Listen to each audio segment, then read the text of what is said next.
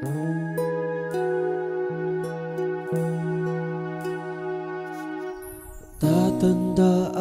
mo pa ba tayong dalawa ay unang makita, panahon ng kamusmusan, sa piling ng mga bulaklak at halaman. Doon tayong nagsimulang mangarap at tumulong.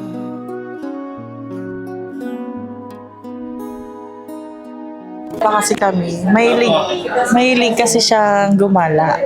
So, lagi kami out of town, pupunta kami sa Baguio. Lahat kami yun, family, magkakasama kami. Ako, yung pinakamaalala ko, yung minsan sinabi sa amin ni Papa na magmahalan kami, magkapatid, magpipinsan, magmahalan kami. Ayun, iwasan yung away. Yun, pinangaralan niya kami. Naalala ko kay Papa, ayun, ano? Sino ba wag pabayaan, alagaan?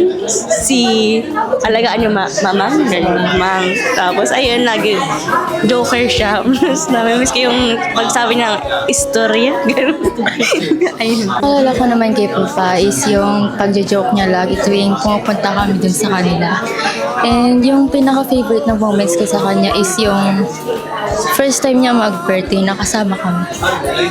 Akin is yung naaalala ko kay Papa is nung kasal ni Ate Rica, si Mamang saka si Papa, parang ano po, inaasar po namin. Tapos parang kinikis-kis po ni Papa si Mamang.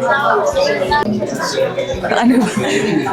Pero pag mahal na lolo kasi siya, yung kahit na alam namin na hindi sila okay ni mama, ramdam namin kasi sa kanya yung sinasabi niya palagi na alagaan namin si mamang, na wag kami mag-aaway-aaway, magkakapatid, magpipinsan. Yun yung lagi niya kasing view. Ako yung masabi kong personality niya, isa na yung jolly siya, tsaka strict. Based sa mga nakita ko, mga naramdaman namin, lalo na nung nakita ulit namin siya. Tapos, andun yung authority talaga na parang masasabihan niya din kami yung may command na magmahalan kayo. Lumilipas ang panahon, kabiyak ng ating gunita, sa paglipas na panahon, bakit kailangan din lumisan?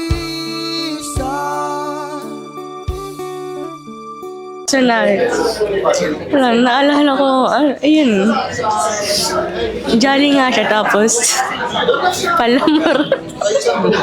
Sabi nito. Hindi ko alam yun. Ano siya?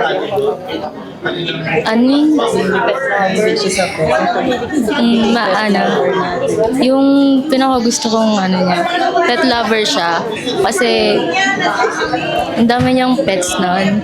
And then, yung ko rin, yung gusto ko sa kanya is masayahin siya lagi. Yung way of showing ng love niya is malakas po yung boses niya. Kaya iisipin mo po galit siya pero hindi naman po talaga. Kahit po natatawa siya, lalim po ng boses niya. Kaya nakaka-intimidate po. Pero hindi naman po talaga niya means na matakot po. Ganun lang po talaga siya as a person. Na sinabi niya, na nagawa niya para sa amin. Nung bata pa kasi ako noon, parang 4 to 5 years old siguro. Hindi na sila okay yata. No? Tapos, parang sinabihan niya ako noon na babalik daw siya. Yun yung hindi ko makakalimutan na sinabi niya sa akin na babalik din daw siya. Ang lahat,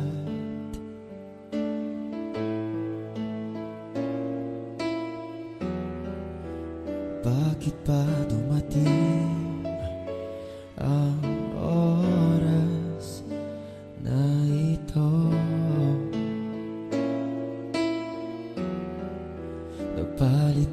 nalaman ko na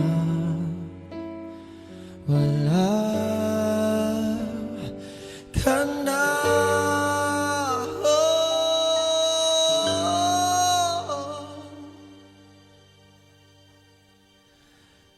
Hindi ba't sabi mo hindi mo ko iiwan? Di ba babayan na ako'y mag-isa? Di ba't sabi mo sabay tayong tatanda? Ako yung bonding namin, yung as a whole, yung family, na kita mo kasi yung naging masaya si Papa nung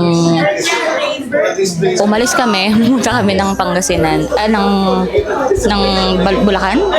Tapos parang pinaka-outing namin. Ayun na parang yung pinaka-first ever niya ata na magkakasama kami. Tapos masaya naman siya sa ginawa namin. Ayan. Ako yun, di ko makakalimutan yung nagkabit siya sa amin ng ilaw siya kasi nagkabit sa amin ng mga ilaw doon. Yung tapos, ano ba? Tapos, pag may papagawa kang, ano yung electric fan gagawin niya?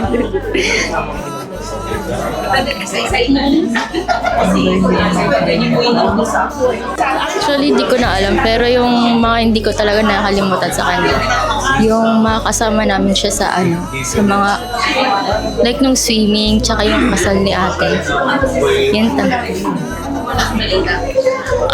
Sa akin is yung parang first time ulit namin siya makita. Parang sobrang saya niya na nakita niya kami magkakasama.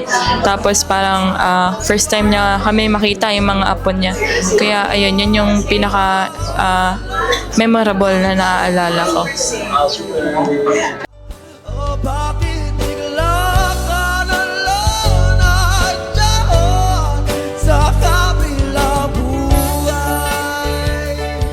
Oh, sa kabilang buhay.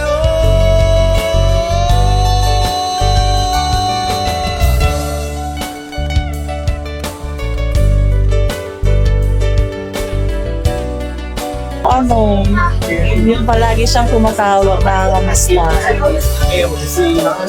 Hanggat di ka sumasagot, hindi siya hihinto hanggang sagutin mo yung call. Namimiss ko yung boses niya. LKF.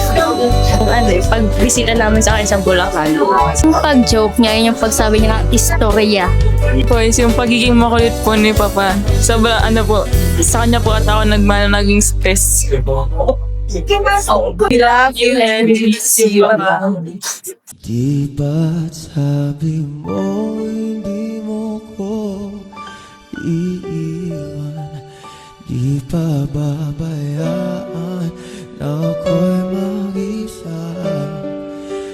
Di ba't sabi mo sabay tayong tatanda? Bakit bigla ka nalang